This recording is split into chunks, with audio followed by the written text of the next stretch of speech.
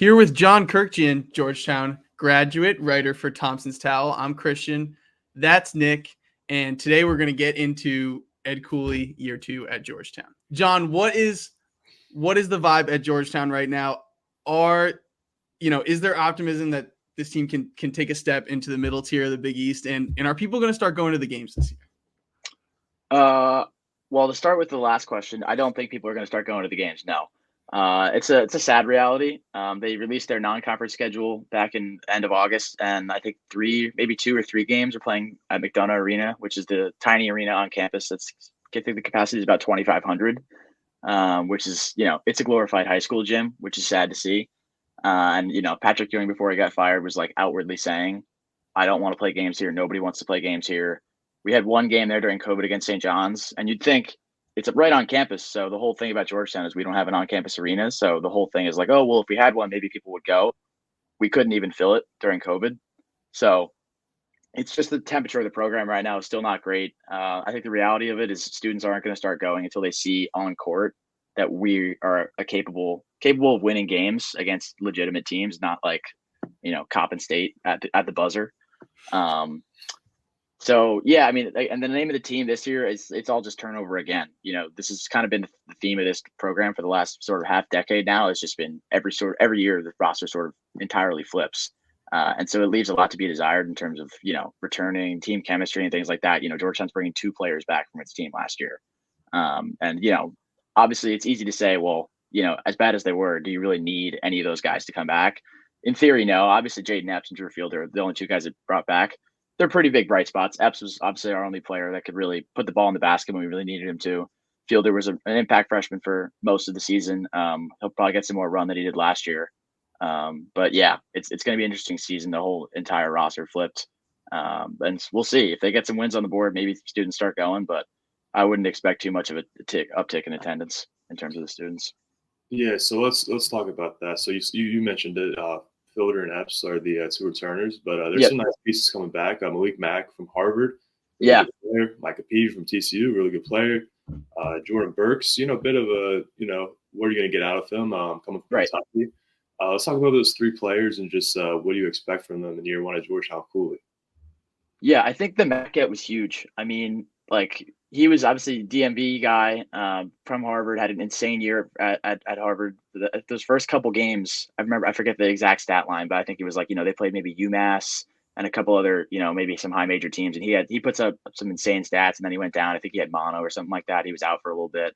But that's a huge get. I know he's got the Maryland tattoo on his wrist. So that'll go over well.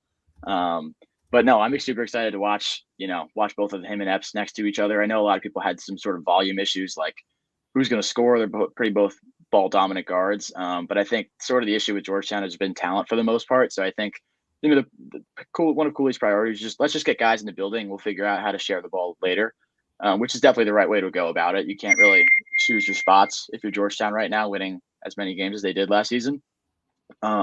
Burks is definitely an interesting case. It's sort of like not to say he's going to be as good as Bryce Hopkins was from that move, but it's sort of a similar case. Obviously, also coming from Kentucky, a really high-rated recruit coming out of high school. He's got length. He's a big kid, and obviously he's going to have a much bigger role than he had last year at Kentucky. He averaged 2 points a game. So I don't know if he starts, but he'll probably be one of those immediate bench guys. So he's definitely an interesting case to look at. I know some tweets that I've seen from, open practices this summer said, he looks good. He's obviously insanely athletic and long. And then Peavy, obviously, I mean, he's supposed to be one of the best defenders in the country last year, at least statistically he was. And for Georgetown, that's like the one thing Georgetown hasn't done. And that's like, there's 2 sets of basketball. There's offense and defense. Georgetown hasn't done defense for 10 years. So if anyone's going to figure out how to figure the defense out, Micah Peavy's going to lead the way. He's, sort of positionless in that sense. He can guard 1 to 5. He's a big guy. He's sort of that 3-and-D mold. He can stretch the floor a little bit. I know he wasn't the greatest in terms of efficiency last year shooting the 3, but he'll be a difference maker definitely on the defensive end, which will be a really bright spot for Georgetown because it just didn't happen at all last year. Micah Peavy was one of my favorite players in the country last year. I love, the way he gets downhill. He's so athletic and can really get to the basket and defensively, he brings a ton on that end as well. So Georgetown was 321st in Ken Palm defense last year. But Yep. you take a look at Cooley's first year at Providence, they were 238th, and then quickly Yep. turned around. They were 78th the next year, and they were, we're in the top 100 with plenty of top 40 defenses the rest of the way. So that's how Cooley wants this to be a defensive-minded team. Do you think he has the personnel for this team to take a big step defensively? Because when I look at Epps and Mack, those are two pretty smaller guards in the backcourt, right? Yep. And it's not really proven names in the front court, but do you see him being able to make this a good defensive team? Yeah, I mean, all the question marks you just brought up are entirely valid. And I think that was also sort of the sticking point that not a lot of people, but I think some people, I think including myself, wanted to see Rowan Brumbaugh stay. I think he ended up at Tulane. He was our backup point guard this past year. He started a decent amount of games, sometimes at the 2. But he's just a bigger guard. He's pass first. He's not a super efficient scorer or a shooter, but he's a bigger guy. He was like 6'4", 6'5" at the point guard. He's a natural point guard. He ended up leaving, but the Epps and Mack duo will be interesting. They're neither, like you said, neither of those guys are big. So I don't know what it'll look like in the backcourt. I know Epps wasn't the greatest defender last year. And obviously PV will play a huge role sort of at that 3-4 spot, wherever he ends up playing. But the front court is where all the question marks are for Georgetown, not just on the defensive side, but just in general. Where are you going to get that sort of production? It was, Georgetown hosted all those guys visits like Omaruyi and other guys too. I forget specifics. But they didn't end up landing a big fish transfer at the 5. So you have Sorber, who's this, extremely high rated and touted recruit. Everything I've heard from him so far sounds like he's going to have at least a chance to start at the 5 right away. It sounds like it's going that way. But we have no idea what it looks like. It's obviously extremely difficult for freshmen, especially at the 5, to come in and be solid players. Just physically, it's just such a physical league. So you don't really know what you're going to get. I don't know if he has the pieces right now for it to be a great defensive team. It's hard to be worse than they were last year on the defensive end. I think they were either the worst or the second worst Power 5 defense in the country. So I don't know what it'll look like, but like I said, it can't get any worse. But yeah, it'll be interesting in the front court for sure, because I just don't know with how young it is, how they're going to be able to handle. Non-conference is one thing, because Georgetown's non-conference schedule is not much to look at. But once they get into conference play, you guys got like Kalkbrenner and, Tyrus Reed over at UConn. That was a big get for UConn, I think. It's going to be tough to handle all those guys down in the paint. Yeah, that was my follow-up question. Just the 5-man concerns, and that that's really the main thing with Georgetown for me is defensively you're only going to go as far as how good your 5-man is, and that was definitely the main question with Georgetown. Yeah, which is funny too, because we're supposed to be known as Big Man U. Our last coach was one of the greatest big men to ever play the game, and now we're either going to start a true freshman who he could be excellent, by the way, and I think in due time he will be a good player, at least from everything I've heard and seen so far. But it's just tough to ask that much of a true freshman right away. So outside of Sorber, do you think any of these freshmen will be instant impact guys? I think Kayvon Mulready definitely could be. I know they brought in a couple, Curtis Williams over from Louisville too. So I don't know what the depth chart's going to look like in terms of, coming off the bench. But Mulready, he definitely looks like he will play a role off the bench, I would assume. Caleb Williams, I think maybe not so much, just because they're a little bit deeper at the wing than they are at the guard spot. Obviously, you got PV there. Epps and Mack, even though they're not wings, they're going to soak up a lot of the minutes. McKenna, obviously, he came in the spring, so he's a redshirt freshman.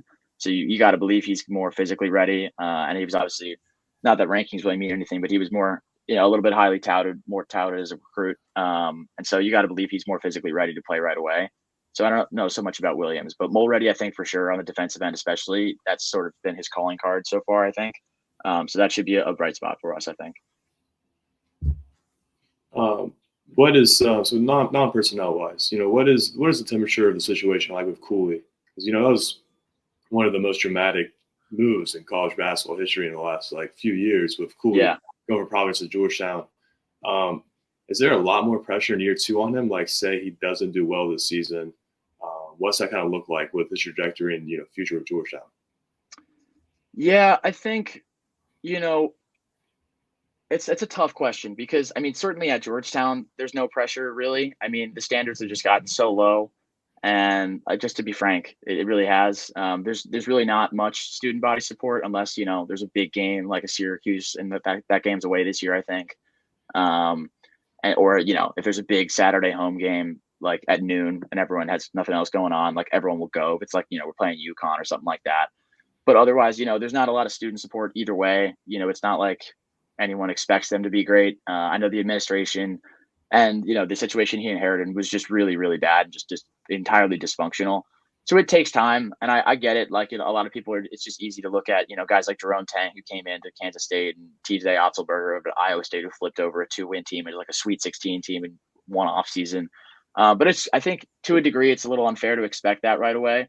But also, it does go the other way too. It's like, well, if we get to the end of this year and, it doesn't go well, we finish like 9th or 10th in the Big East again and lose on Wednesday at the Big East tournament, and, nothing comes of it. And 6 guys go to the portal. It is fair to start questioning, like, what is the direction?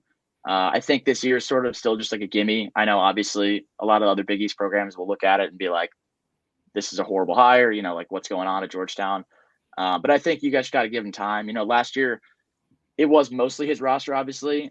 He flipped over, but it was all pretty much transfers. Fielder was the only freshman that he recruited.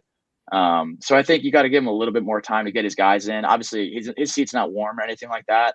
But I think, the internal expectation is, okay, next year 3 of the Cooley era will be make or break. Like, let's see some real improvement. Not that this year they're not going to improve, but not to the level of like reaching the tournament or anything like that.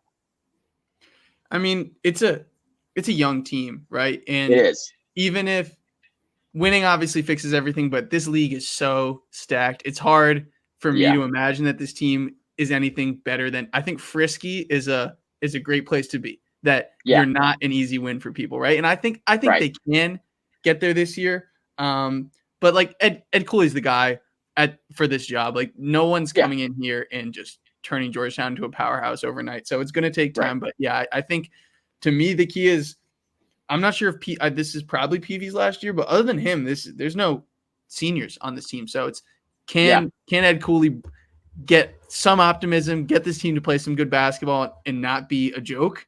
And I think he's a good enough coach that will happen, and Georgetown will start their ascent upwards. But there's still going to be growing pains this year. But 100%, it wouldn't be Georgetown if it weren't growing pains.